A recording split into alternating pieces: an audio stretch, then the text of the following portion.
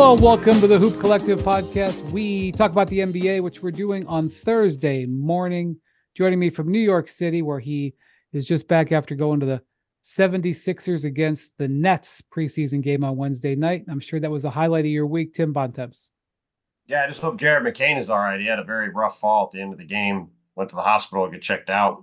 Hopefully he's doing okay. That was a pretty scary scene. Yeah, the 76ers first round draft pick, he fell on his back, but the injury, or I don't even know, he was having difficulty, I think came from his head hitting the floor, snapping his neck. It's hard to tell, but he did not look like he was in great shape, and hopefully he's all right. It's a scary looking play. Yeah. Already down Paul George, which maybe we'll talk about in a little bit.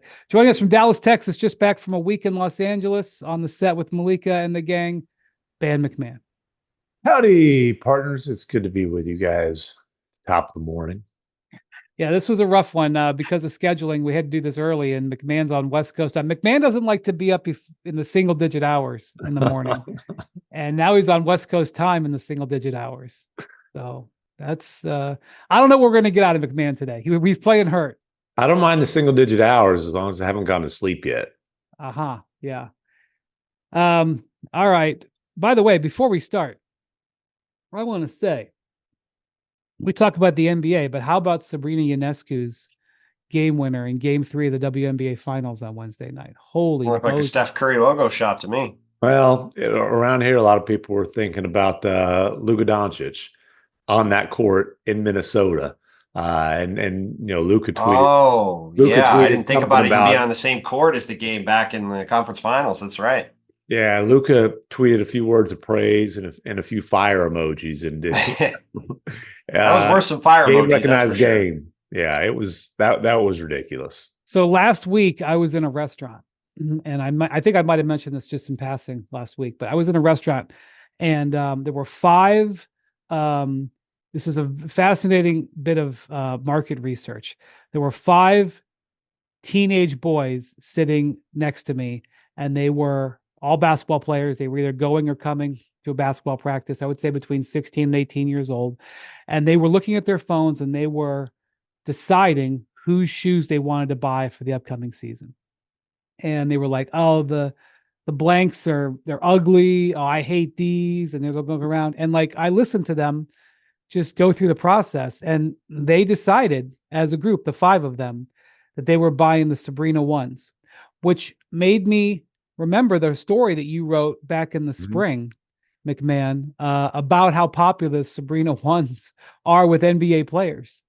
Yeah, I mean, there were a ton of guys who wore Sabrina ones last year, and you know, some of them. Tyrese Halliburton is now a Puma guy, but at the time he was one of the dudes who had Sabrina ones in his rotation, and it was a way to kind of give a nod to the W, but he loved the shoes. Drew Holiday did it to support women's sports. You know, obviously his wife is a soccer Hall of Famer.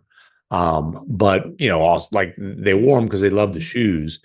And a lot of the guys that wore them were, you know, they would either wear them or Kobe's. Said was a very similar feel. I do have a pair of Sabrina ones. The Sabrina 2s are out now, by the way, but I have. Okay, well, maybe they were buying Sabrina 2s, these guys. They were buying the Sabrinas. That's what they were buying. Yeah, they were probably buying the Sabrina 2s. But yeah, like with my boys, like you see kids, boys their age wearing them in their club games and that stuff all the time. For me, my rule is I can't wear a current player's signature shoe. It's just like I can't cover the league and wear a guy's signature shoes. It's just I would agree. It's a line you can't cross. I don't cover the WNBA. I do wear the Sabrinas, and I've won a lot of honors. The MacMahon Matrimony Madness MVP. I won those Sabrina ones among, self-proclaimed, per usual. Hey, the one-man committee. The one-man committee, baby. Yes, exactly. Yes, exactly. But no, they're great shoes. And listen, the Sabrina 2s must have treated her well because it wasn't just a logo shot. It was an off the dribble little, side. Oh yeah, she had a escape dribble, like put her foot in the ground. Mm-hmm. Oh, it was beautiful. It was big time. It was a big time shot. It's been an incredible series between the wild comeback and finish of game 1, and then last night and going into that game. the Lynx had only led for, I believe, 3 minutes and 17 seconds in a series that was tied 1-1. And then last night was like the complete opposite, where Minnesota led the entire game and Liberty came back and won it at the end. I mean, it's good stuff, man. It's been the whole WNBA playoffs have been fun, but this especially. I've gotten a chance to cover the Team USA women the last 2 Olympics. It's truly one of the joys I've had in my career. And if I was ever going, I would never instruct my son how to play basketball because I know I don't know. But if I was ever saying to somebody that this is how you should play, I would watch Breanna Stewart play. The way she plays the game, it's first off, she's a big and she runs the floor. Basically, she gets, I don't know, a huge percentage of her baskets by just outrunning everybody. And everybody knows she's going to run the floor, and she just runs the floor. And, obviously she's terrific in the half court too. She's super talented, but she just out hustles people. Like, it's amazing to watch her play. And so I got to know Sabrina a little bit and her family a little bit in Paris. And her dad and I would talk after some of the games. Her dad is a great guy. So last night when she hit the 3 and she was looking in the stands to her family, I was thinking about how proud her dad must have been in that moment. One win away from, of course, she got denied. She might have had the chance to lead Oregon to the NCAA championship. And then they had the COVID year where they canceled the NCAA tournament. So, she didn't get a chance to win that championship. Maybe she would have. I don't remember, how good like South Carolina and UConn were. Maybe they wouldn't have won. But anyway, also one bit of housekeeping, because my phone got bombarded yesterday from the last podcast with Shams and Ramona. Oh, yes. Including from you. Yes, yes. Apparently this story is a lot better known than I thought. I thought it was kind of an obscure story. Well, no, I actually did not know the story. I just knew the soccer player, and I'm not a soccer. Everybody knew the soccer player. Like, I'm not a soccer guy, but Tattoo, growing up in Dallas, like he was a big name that filled Dallas Sidekicks, and I'll be honest with you, I never saw a Dallas Sidekicks game, but like Tattoo was certainly a celebrity in Dallas when I was growing up, and it's T-A-T-U, Tattoo. Well, that was like his nickname. I don't remember what his, I didn't even know he had a real name. I thought that was the guy's name. No, that wasn't his name. I thought it was like Pele. Well, that was not just Pele's name. Pele had a real name. Jeez. I'm learning all kinds of things about soccer today. But literally starting at like 6 a.m. Yesterday morning, I had like old school NBA executives who knew the story texting me. It was Tattoo, Antonio Carlos Pecorari, if I'm pronouncing that right, commonly known as Tattoo, Brazilian like Pele. I really had no idea. I thought like his name was Tattoo, and that was the whole name.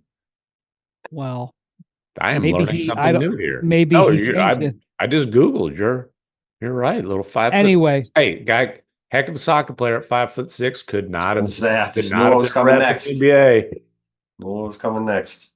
Well, the hits are being played. It's 9 a.m. We only got limited bandwidth. We gotta make it work. By the way, Neymar's name isn't actually just Neymar. Like, he's got a name, Neymar Jr. Right?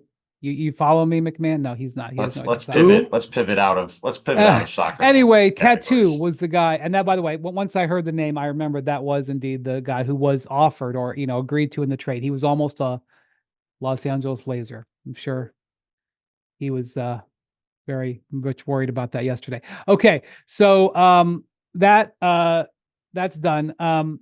We had a really interesting moment happen in the NBA on Wednesday for the first time since January of 22. Lonzo Ball played an NBA game and he played pretty well for the Bulls in this game. I wasn't allowed to watch it, of course, because they were playing the Timberwolves. Hey, we instead of a Wendy sleep update, we had somewhat of a MacMahon sleep update, but now we are playing the hits. We're going right into the League Pass blog. Might as well start in October. Can't watch it. Even the preseason League Pass has blacked the F out for the Timberwolves. I was able to watch some clips, but he looked good. Yeah, I mean, I don't know what to expect. I had pretty low expectations. He played 3 different shifts, came in, played 15 total minutes, hit his first 2 threes, which had to feel great. And after the game said he felt great. I don't know what to make of it. But for a guy who's had nothing but bad news, like the last few seasons, it was like October was when they were like, yeah, Lonzo, I don't know if we're going to see him this year. And instead, and then this year, like, yeah, he's going to come back. You're like, okay, well, he's not playing yet. You're like, oh yeah, he's coming back. And it kind of was like Ben Simmons updates. You're like, oh, okay, cool. I'm glad he's all ready to go. But this, he had this really sort of revolutionary / experimental cartilage replacement where they took cartilage from somewhere else and put it into his knee, which doesn't sound Truly like an unprecedented thing. Yeah. So I don't know how much he's going to be able to play. I don't know how much he's going to be able to hold up, but the fact he's able to recover and be in good enough shape to look like he can contribute right now was a good thing. And, I don't know what's going to happen with the Bulls this season. I don't know how high their hopes genuinely are. They do have some talent on their roster. They have Zach LaVine, who missed the majority of last season, back and looking healthy. They have Lonzo back and looking like he can contribute. They had traded for Josh Giddey, who went 1 of 11 last night. I'm sure Lonzo was like handing away the starting job to him. What about me? Yeah. Look, I can make jump shots. Right. He made 2 threes. Giddey made 1 shot. So anyway, a big moment for Lonzo, Bontemps. Yeah, I mean, it was funny watching the clips because he was moving around like a 50-year-old man on the court. I mean, it looked like he was going at a glacial pace, but yet because he has truly a basketball savant level IQ, he's like just kind of gliding to open spots and making, stealing the ball and making plays and getting open for shots and slipping for wide open layups. It was like watching a rec game where there's like a dude 20 years older than everybody who knows how to play and is just like doing MacMahon. whatever he wants on the court. It's not quite MacMahon. Yeah, he moves a little bit more better defensively and shoots a little better than I do for sure. Yes, I could confirm that. But look, like you said, it's been 2.5 years since Lonzo had played. I think we all were not sure we'd ever see him play again. I've always loved watching the guy play because of his basketball IQ and the way he's always been. Like he's been a pass first point guard. He's always like, I remember watching him.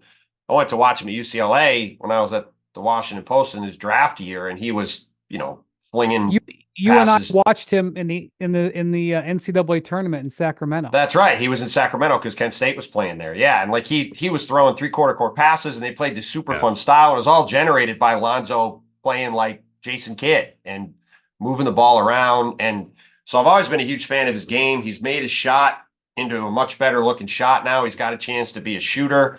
I thought it was really, or not a chance. He became a good shooter before he got hurt. I thought it was really cool after the game. Kobe White gave a nice speech in the locker room, gave him the game ball. The team all signed his jersey. Zach gave him that. You could see how excited his teammates were for him to be able to get back on the court. And like you said, I don't think anybody should expect him to come in and play 35 minutes a game and play 82 games this year. But I think a good comparison for what this could look like is Jonathan Isaac last year with Orlando.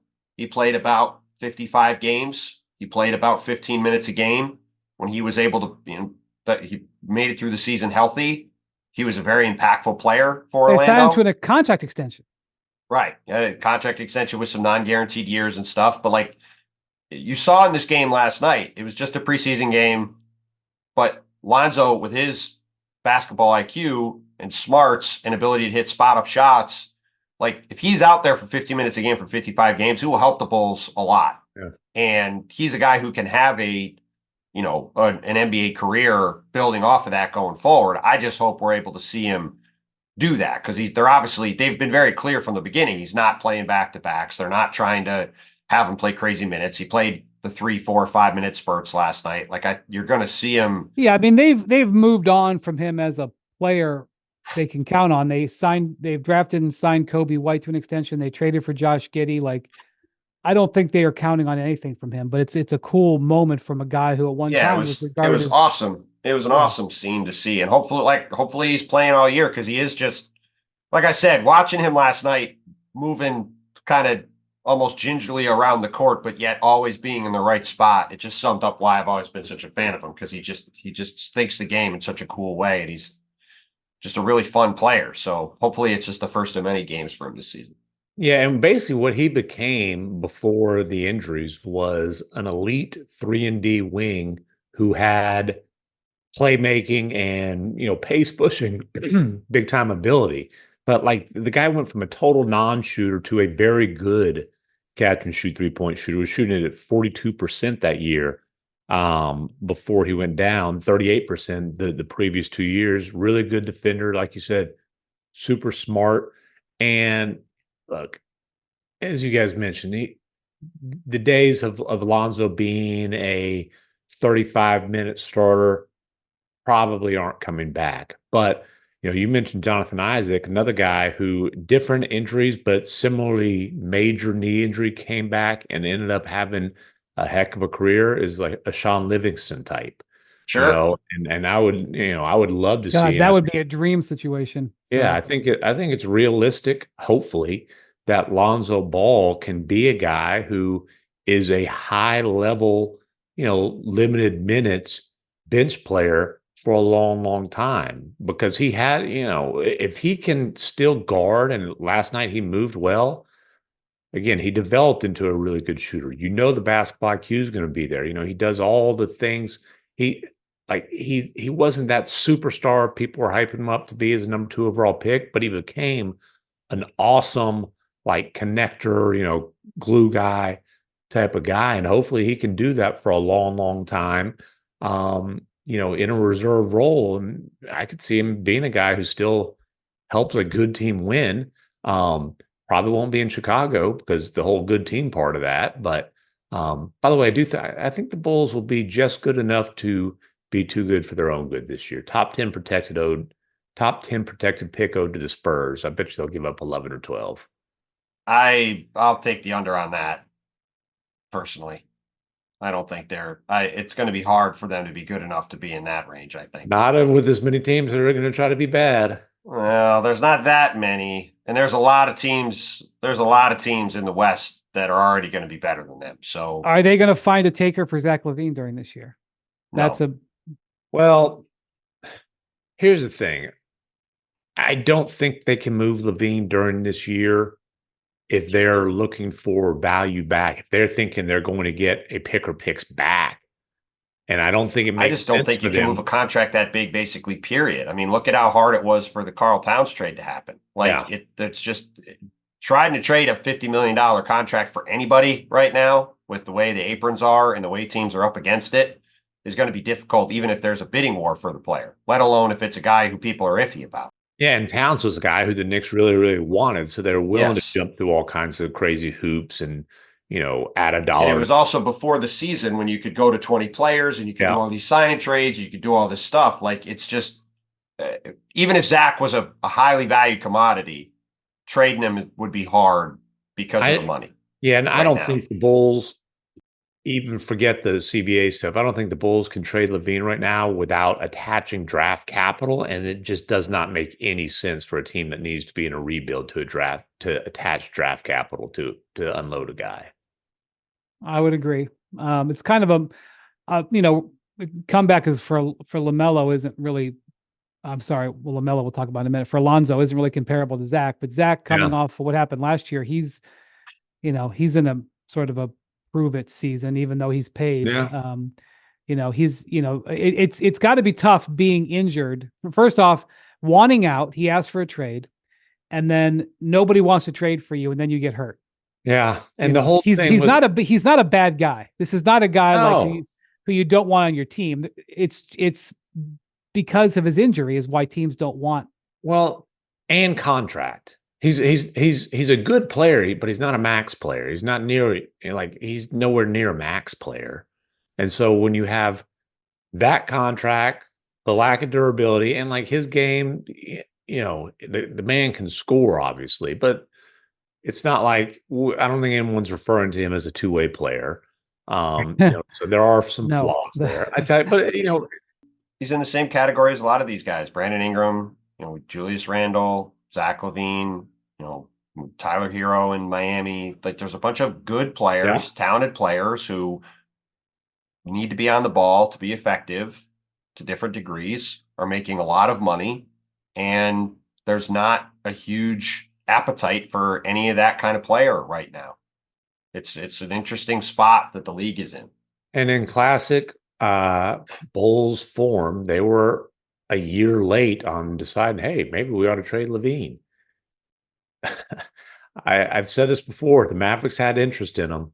The Mavericks inquired about him before they got Kyrie. Remember, at the time, Jalen Brunson had gone, and the Mavericks were struggling, and Luka had the whole weight of the roster on his back. They were looking for a number 2 guy. Yeah. And, they knocked on the Bulls' door and it wouldn't open. And for the Mavericks, for the Bulls, whoops. Yeah. Well, the thing about the LaVine thing is he had a knee injury and needed surgery and didn't have people beating down the door offering the max. And the Bulls went ahead and gave him the 5-year max with no protection anyway. Oh, that reminds me. I really enjoyed the pod you just did, the tattoo pod, as I call it. You might call it the Shams Ramona pod. I really enjoyed it. But like the Nuggets had no choice. But no, dude, you can negotiate. You can discuss, incentives with Jamal Murray. Jamal Murray. Yeah, like he wasn't a free agent. He was, they did not have to give him the full boat, fully guaranteed that's a fair point. I'm just going to say, if they don't sign Jamal after letting KCP walk, then it's well, you could say that, but what if Jamal Murray looks like he has for the last 6 months for the next 6 months? Yeah, I tell you, really. That's the problem. Well, if you're comparing it to LaVine, they weren't a proven championship core that had a franchise player under contract who wanted the championship core alongside of him. Yeah. So and as we're kind of doing the comeback pod, I will say Jamal Murray had an all-time great comeback from a knee injury, coming back and being, the number 2 guy on a championship team. Just moving forward, there's much reason for concern, contractually and otherwise, on Jamal Murray at this point. As we've said before, there's been a lack of willingness to negotiate by teams across the league now for a while, and this has been the latest example of it. Maybe it'll work out fine. Maybe Jamal will be great, but I mean, he's never made an all-star team. He's probably not going to. He's never made an all-NBA team. He's probably not going to. He's a really, really good player. Yes, he has had some incredible moments in the playoffs, but if he's just listed among the best players in the league, there's a chance he's not in the top 30 when he's healthy. And for the last 6 months, he hasn't been healthy. So where do we have him on NBA rank? Do you guys? I will look it up right now. If you're sitting, that's like the unquestioned authority. No, I'm curious. If you're sitting 31, if you're sitting in the Nuggets chair and you realize that you basically have a finite number of years with Jokic, in the position where he can win, and you have a team that can win right now, and you're looking. Perhaps you should have signed Kentavious Caldwell-Pope in July. Yeah, so if it's about, hey, you've got a proven championship team. You the guy, you're sitting in the chair. The guy sitting in the skybox. He drew up a budget. That's fine, and you probably shouldn't commit 35% of the budget to a guy that you're unclear what level of play he's going to be at. You're also unclear what's going to happen if you don't sign him, and you're unclear negotiate, replace him. Negotiate, attach some incentives to, whether it's to playoff success or games played or whatever. But I'm just saying, giving Jamal Murray, after what you saw in the playoffs, in the Olympics, just a full-blown whole guarantee max was pretty bold and risky, and this ain't second guessing because we talked about this all summer. Also, let's back up a second. Well, first of all, the Thunder have announced that Isaiah Hartenstein has a fracture in his left hand and is out for at least the next 5 to 6 weeks. That just happened. We'll get to that Isaiah in a second. Hartenstein. Either way, Hartenstein. We'll get to that in a second. On the Jamal Murray thing, here's the deal.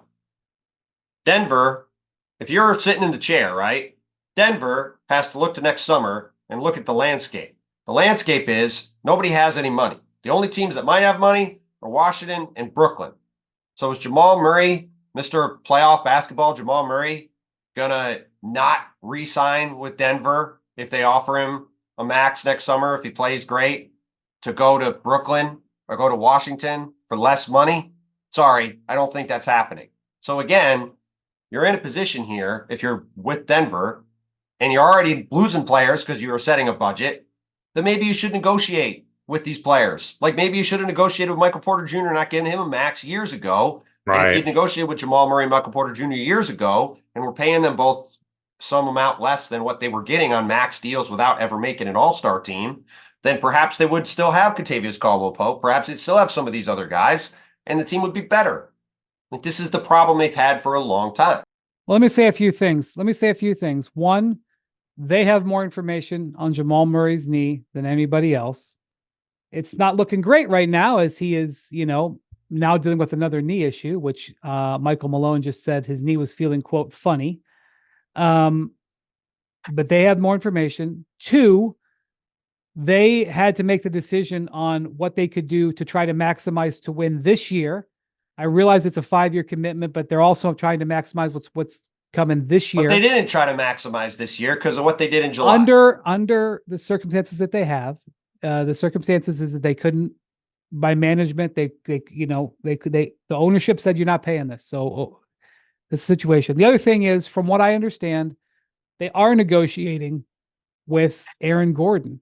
Aaron Gordon was eligible for a 4-year, $150 million-ish contract extension, and they haven't handed out that offer. Otherwise, he would have signed it. And from what I understand, they are negotiating, and they're hopeful of getting him at less than that, what would be his quote-unquote max. Now, we'll see if they get that done, but I think they're trying to do negotiation there. Now, if you want to say don't negotiate, if you're going to negotiate, that's fine. Okay, Good. Negotiate with everybody. I'm just saying, I'm trying to be cognizant of the circumstances. It's not just a vacuum, No, but it's not. That's the point. Of course, the circumstances matter. We've said this about all these teams this summer. There's been one extension after another this summer that have been made with seemingly no negotiation being done. It's been an epidemic across the league.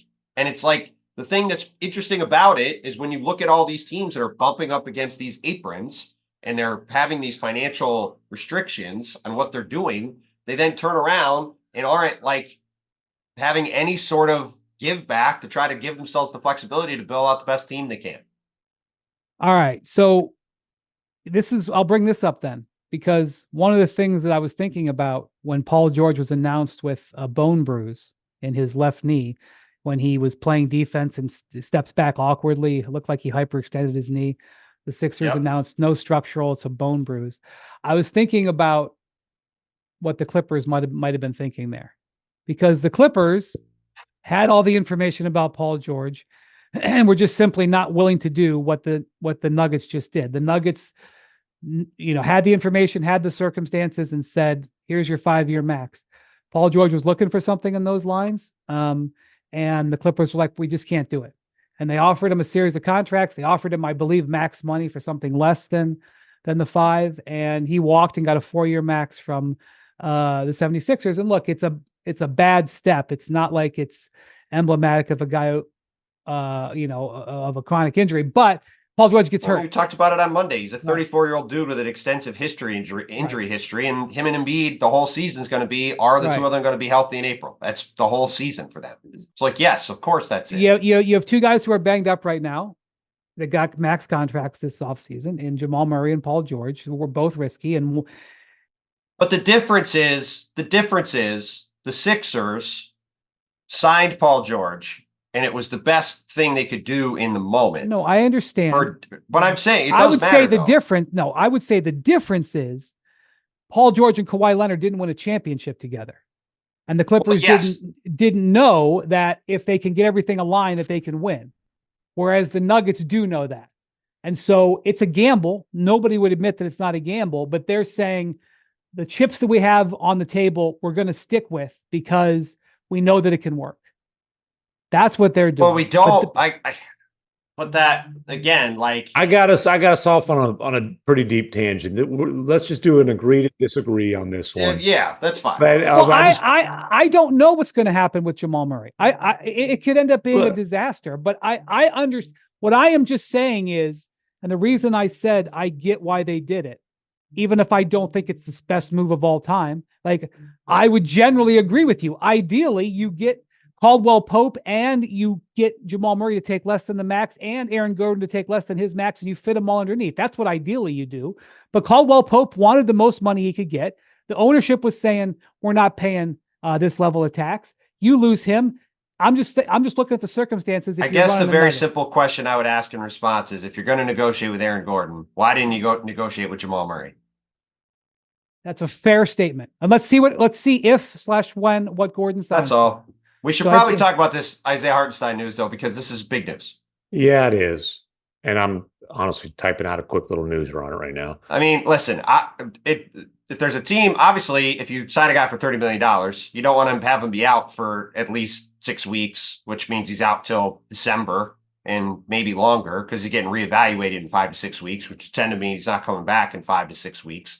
But if there's a team that can withstand that, it is a team like Oklahoma City that signed him for $90 million as a bit of a luxury item to be probably a spot starter who's sometimes going to start next to Chet like he did on Tuesday in this game. He got hurt against Nikola Jokic. And when they were playing against smaller teams, he probably would be coming off the bench. And they've got the other Jalen Williams, who's a very good backup center who can play. So, like, they've got plenty of ability to withstand it. But for a team that we've certainly talked about a ton and I think is the best team in the West, you don't want to go into this, on the eve of the season, having one of your top players go out for 6 weeks, obviously. To me, it's not even really about like, well, how did the Thunder fare for the first month and a half of the season or so that he misses? It's more about like, it's going to be a process for this team to figure out exactly how all these pieces fit. And obviously they've got their core that was the number 1 seed in the Western Conference last year, but you're bringing in Hartenstein as a major new piece and Caruso. And I think, Caruso, it fits pretty easy because, he's just a awesome defending role player. But with Hartenstein, it's, how does he fit with Chet when they're playing together? When Chet's playing the 4, and then just how does that rotation work? How often are they actually on the floor together? Maybe that's probably somewhat matchup driven, but there is going to be a process, and they talked about kind of a season-long process and figuring those things out. And what's the word that they use all the time? Curious, Wendy, curiosity, that sort of a thing. And then process, curiosity. Yeah, and it just delays being able to, get that started during the regular season. And then, the other thing, one of the great, like Hartenstein brings a lot of things. We can talk about his skill, his size, addressing the rebounding issues, the passing, blah, blah, blah. One of the things his addition did was it lightened the load on Chet, right? Chet wants to play every night, but he doesn't have to play 30 plus minutes a night at center. He doesn't always have to take the matchup against the Jokers or the Embiids or whoever. And now for at least early in the season, he is back to playing solely center and probably a little bit heavier minutes than they hoped or anticipated. Well, and if you want to look at it the other way, if you want to try to take a positive out of it, it's an opportunity to see how much Chet has grown over this summer, right? Going into his second season. He obviously had a great rookie year. And let's see if he's gotten better at combating some of the rebounding stuff. Let's see if he's gotten better at, becoming more of a primary scoring option. Obviously, him playing at center, he's got a huge quickness and shooting advantage on a lot of the guys he's going to play. I think if you want to try to look at it glass half full, just out of a crappy situation, you can at least say, yeah, you're squinting pretty hard to try to find some sunlight here. And look, the Thunder are still going to be a really good team and win a lot of games, for sure. But I think it was much more important to see how Chet fared offensively playing the four than how much he's grown as a pure center. Yeah, I agree. I think I'm it's not a trying to make bummer. it out to be a good thing. It's not. It's a bummer, but it's an injury. It is to his shooting hand, left-handed. Mm-hmm. It's a bummer, but it's a limited injury, and it's an injury that has a sort of guaranteed recovery. This is not a joint. It's a broken bone. It'll heal, and it's just the first 6 weeks of the season or 7 weeks or whatever. I also think one of the things that you're going to see throughout the season from the Thunder is you're going to see Mark Daigneault play a whole bunch of different lineups and rotations together as he looks for best practices to use in the postseason. And one of the things Bontemps mentioned, they did start for the first time together against the size of the Nuggets the other night. And, Although Joker didn't play. I know, but the concept was that they were going to be able to go to this lineup, start with this lineup, not even use this lineup. It was one of the things that they were talking about early in the season. They didn't know how much they were going to use it, but it was something they could shift to. It was a card that Daigneault is holding in his hand, and so they're just going to be delayed. Yeah. It was something they've been working on because they rolled out in a starting, and the Thunder have played only 3 preseason games, I think, and I think one of them was against the New Zealand Breakers in Tulsa, where like literally none of I think they only played 8 guys, and none of them were their regular rotation guys. Like they've played 4, but one of them they played 4, but 3. They basically only played 3. My point is they've had a bunch of practice time. And so my guess is that they've spent a lot of time in practice working on those lineups and working on Chet and Hartenstein together. And so this just sidelines it, but it's just a bummer. It's not going to deeply impact the season, I don't think, but some news that just went down. Another guy who made a return Wednesday night was in this game that we talked about with Lonzo was Julius Randle playing for his first time since January. He played his first game with the Timberwolves, and the Timberwolves didn't quite have their full team. Naz Reid was out with a minor shoulder issue, so we didn't get to see. There's been some, you talking about the Thunder playing big. There's been some question about how Chris Finch with the Wolves would use the Naz Reid, Rudy Gobert, Julius Randle trio together. How much, how would they align? So we didn't get to see that just yet. But I have to say, I did get to watch quite a bit of Randle's minutes. Considering the guy hadn't played in 8.5 months or 9 months or whatever it was, I thought he looked pretty good. And you could see instantaneously how they plan to use him. They were using him in pick and rolls with Anthony Edwards. They were using him in post-ups. They used him as a cutter at one point. I think he cut off of an Ant Edwards post-up. Look up his stats. I think he had pretty good stats.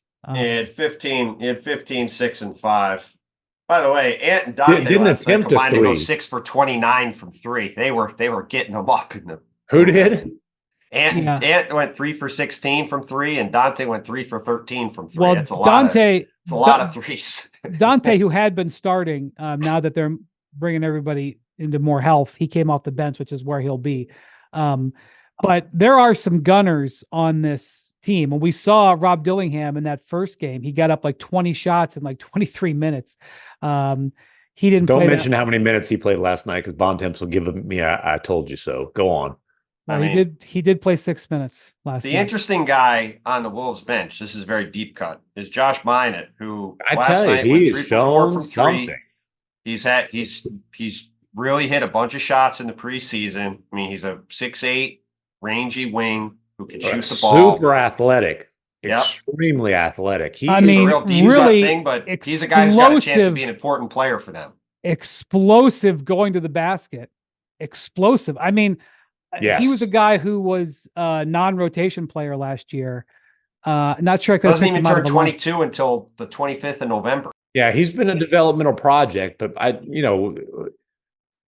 guys like that for contenders with big payrolls are when you can have a homegrown developmental project that pays off. If you're going to talk about deep cuts with the with the Wolves bench. I mean, this is where we are on this.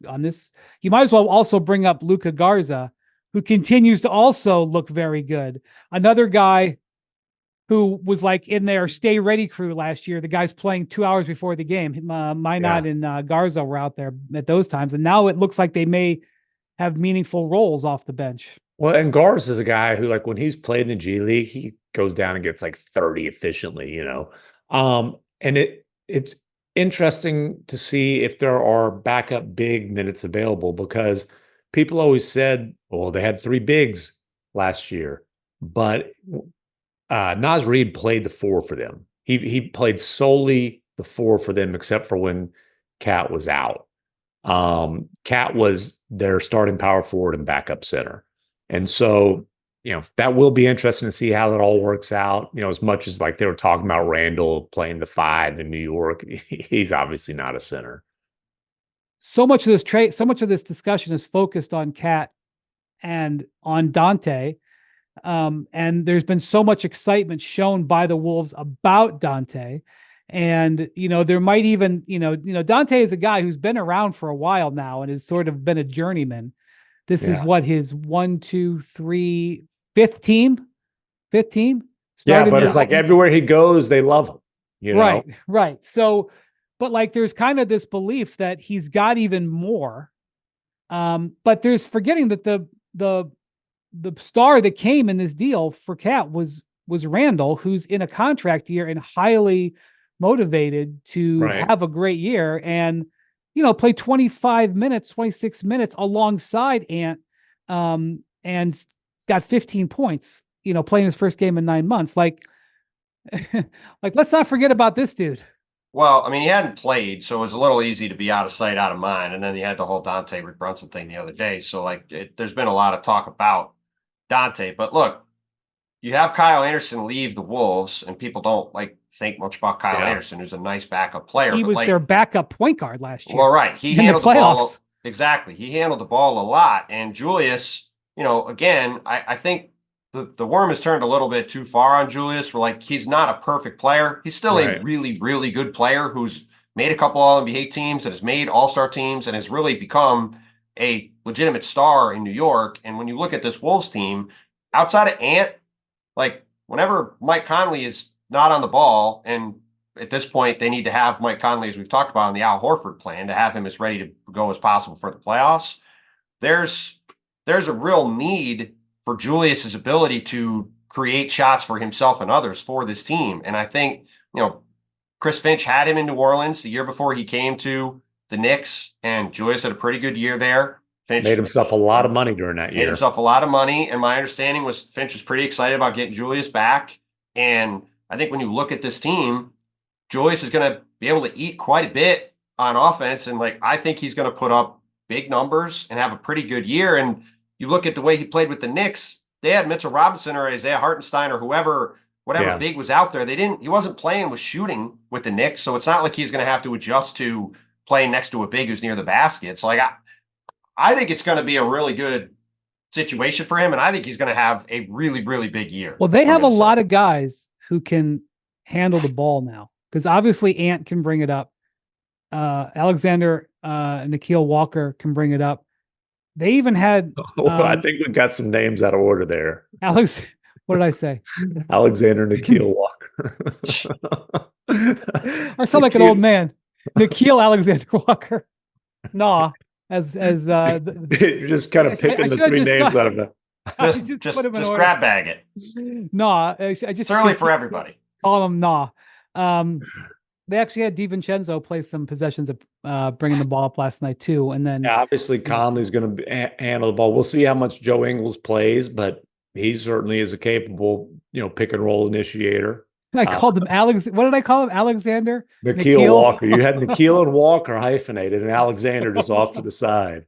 The Cousins with Shea thing is because they have one of the same last names. That was good. Thank you for calling me on it.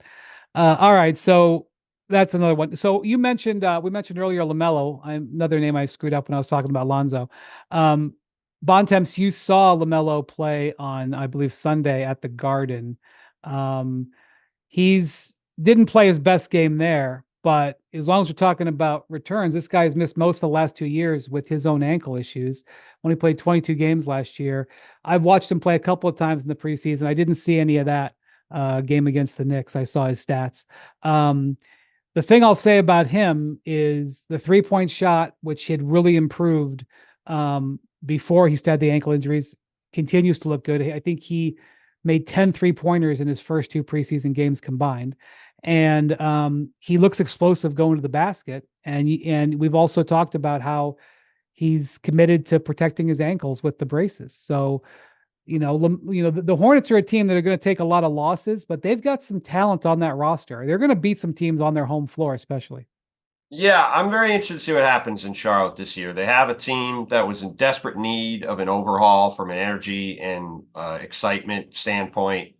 New coach and Charles Lee, who's full of energy and positivity. Saw Kemba Walker before the game in New York. He's working with the coaching staff. He was out there smiling and saying hi to everybody and just being sort of a beacon of positivity as he always has been. New front office, bunch of young guys. Jeff Peterson, Ryan Gizrael from Brooklyn went down there. Bunch of other young voices there. New ownership. They're building a new practice facility. They just announced that this week. So it was fun to see. They were in New York to play the Knicks, obviously, on Wednesday. It was fun to be around them and kind of feel the energy around that team, which was really needed. And yeah, like on the court, I'm interested to see how the year goes. They desperately need Mark Williams to play. They don't really have any interior size. Nick Richards. Nick Richards is an okay backup center. Right now, he's playing 35 minutes. Yeah. If Mark Williams can't play, they're going to really struggle because they just don't have a lot of size. But Brandon Miller had a heck of a rookie year. LaMelo is in a real big year for him personally. Mm-hmm. He's fully committed to wearing these braces now, kind of doing the whole Steph Curry treatment with his ankles. He's obviously had a bunch of injuries with them in recent years. Hopefully he can stay healthy. Because look, I think a year from now, he's got a chance to have reestablished himself as a true all-star caliber player in the East. I mean, remember, his second year in the league, he made the all-star team fully deservingly and looked great. And it's really kind of been a lost couple of years since then. So he can either go in that direction and look like a guy who's a true franchise cornerstone kind of guy again, or he could be in this conversation with, the one we had earlier with Zach LaVine and some of these other guys where it's like, all right, like sort of what's the future for LaMelo Ball in Charlotte, depending on how things look this year. So I think it's a big year for him. I think it's a big year for the Hornets in general, but the overwhelming feeling I had from being around them was just it was fun to be around a young team with some energy and excitement about the direction they're headed in. And it's going to be fun to watch these young guys play and see how they start to fit together. And I just hope we get to see 65, 70 games of him and Brandon Miller together, because if so, that's going to be a really fun thing to watch. Yeah, it's hard to call it a prove-it year for a guy whose max contract extension is just kicking in. So he's gotten paid. But in terms of like LaMelo, I mean, in terms of perception around the league. That's what I'm saying. Coming off his rookie year into his second year, he was certainly seen as potentially, I don't think it's too much to say, a potential one of the faces of the league type of talent. And injuries and I said it this summer, and all the Hornets fans, several hundred of them, got mad at me. But honestly, a bunch of people in the league reached out and were like, dude, you're not wrong about just kind of right now the perception of LaMelo is kind of an empty calorie, super talented guy who doesn't have a major impact on winning. Proved that wrong. And one thing, I criticized his defense, and a bunch of people sent me a clip of, him getting a game sealing stop on Tyrese Halliburton. So it's like, cool. You guys jumped all over me earlier this year when I talked about his potential to be a better defender. Yeah. And sure, you're 6'8", you're athletic, length, IQ, do it consistently. Yeah. Do it consistently. I don't know how much they're going to win this year. I'm just going to say that when you watch them play and you watch the length and athleticism they have on their perimeter with Miller and LaMelo and Miles Bridges, who they re-signed to a 3-year, $75 million deal. That's a major investment, less than they thought after the issues that he had, but still, that's a guy that is now considered a core player of theirs going forward. They own extra picks.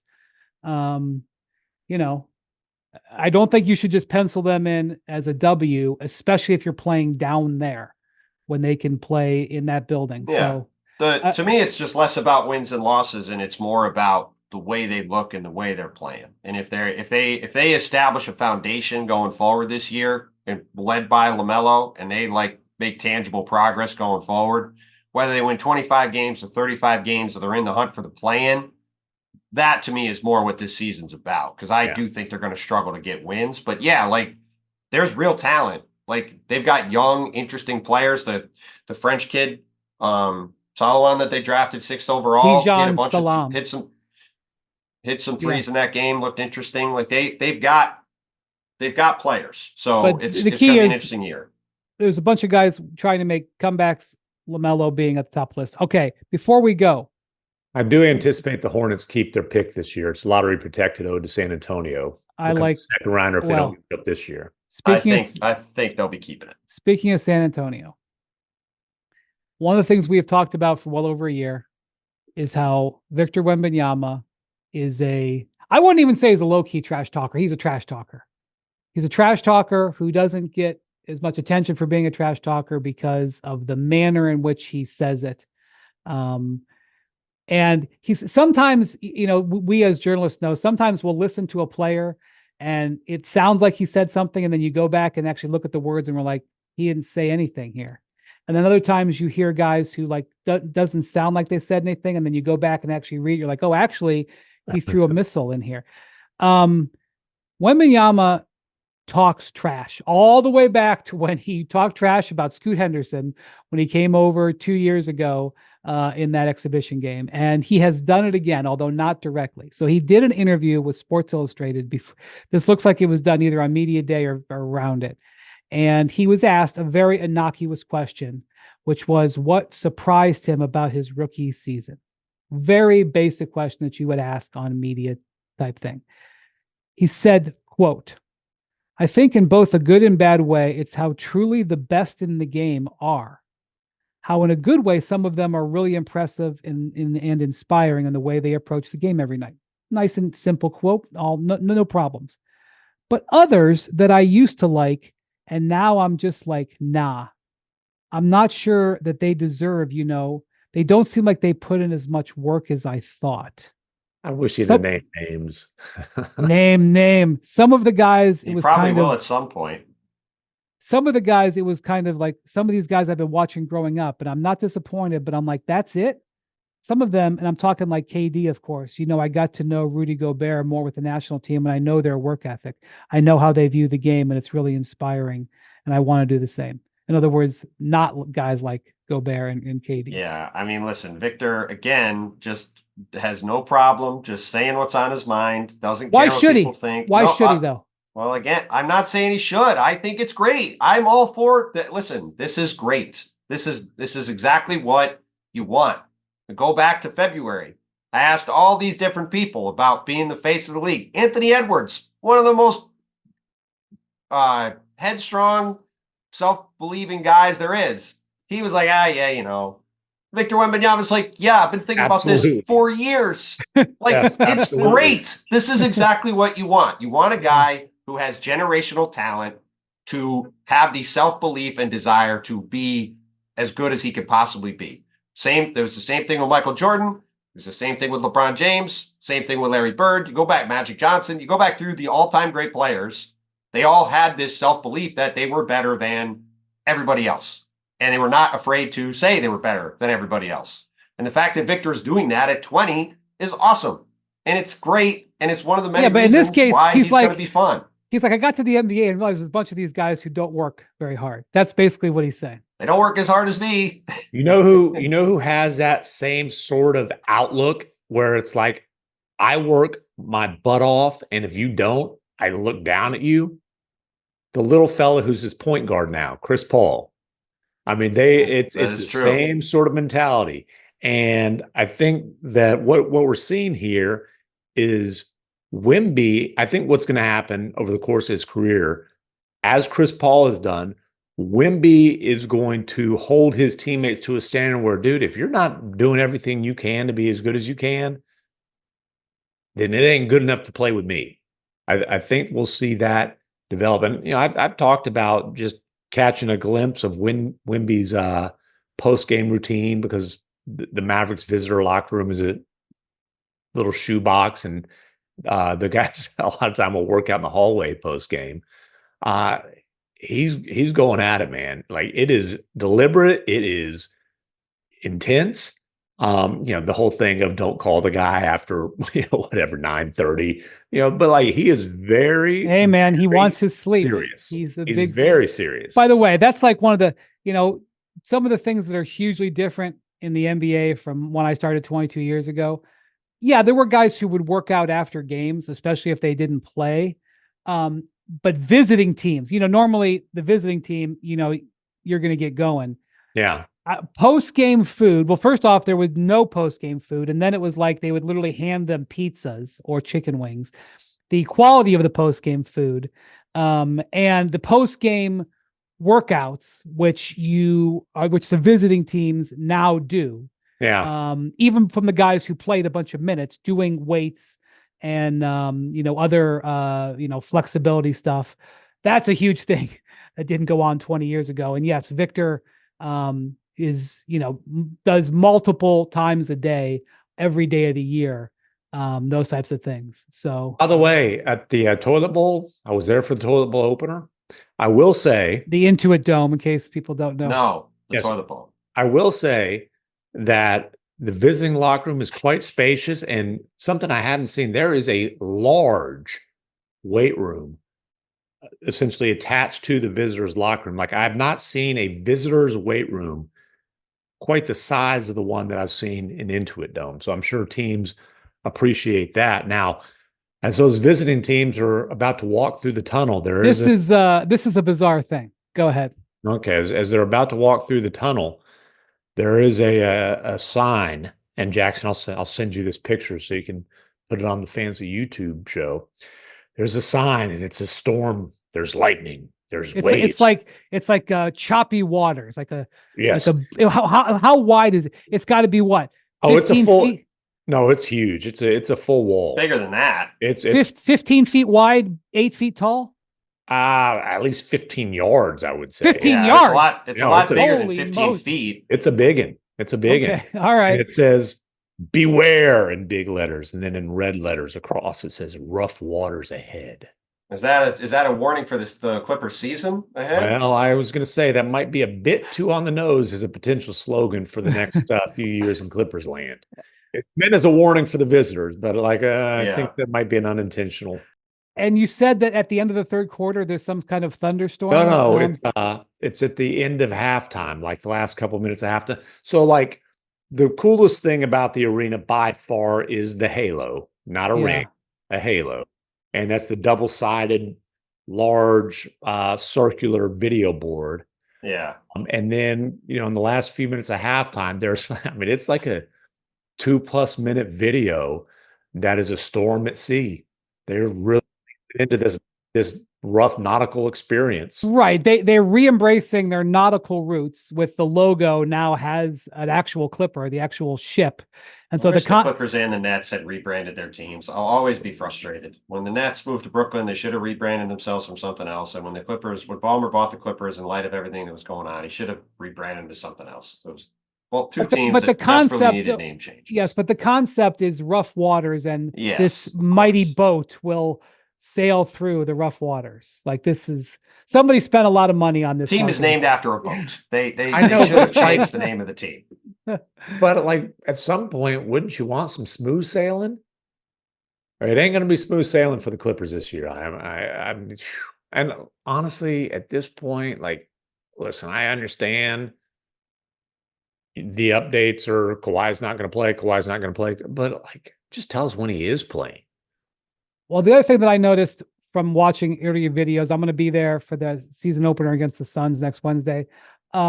Every seat, how in the playoffs and stuff, teams give out these bracelets that light up and they can change the colors and everything. It's all like they can, you're supposed to hold it up. They have those lights installed in every seat. The armrest in every seat has a light on it, so they can change all that every night of the year.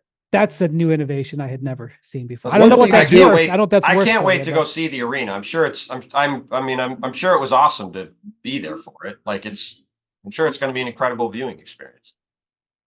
One thing I did like about it's fine. Like I said, the Halo's cool. One thing I actually really like about the arena, outside, like just before you get to the entrance, there's a full outdoor basketball court. Open 24/7. Yeah, and I They thought said. that was like when I came out after the preseason game the other night, there's a bunch of kids out there getting up jump shots. So I actually they have that in Indiana that was too. I pretty think cool. Ballmer took that from there. Yeah, well, there's lots of times in Indiana where it may be open, but you can't play it. In LA, That's also true. LA, Right, like in play all the Indiana, time. do they do like they did the All-Star court in the airport where they put like lids over the hoop? I don't that- think so. I Guys, don't did think that so. piss Jackson off? I know it's Jackson ridiculous. Do not put hoops up and then not allow people to get shots up. Jackson was offended on a visceral level. Jackson's I don't still blame mad him. about it. I don't Still blame mad about it. That they put up a basketball court in the airport and then didn't let you play basketball on that court. Yeah. You know what? No They're going to do shame. it again this year, Jackson, but they're just going to put balls out that are deflated, that don't bounce. You just bounce on the floor. That's he's still mad. He's in the chat. He's all upset about it. All That's right. why I just said he's It's a still fair mad about point. it. It's a fair point. Don't do that. Don't All right. add like if hoops are up, there's the temptation. Don't put the temptation Yeah. out there and Yeah. and then have the I look forward to when the Mavericks go back there, you giving some kids some work on that court. All right. Thank you for listening and watching to the Hoop Collective. Thank you to Jackson. Thank you to MacMahon and Bontemps. And we will be talking to you next week. Adios, amigos.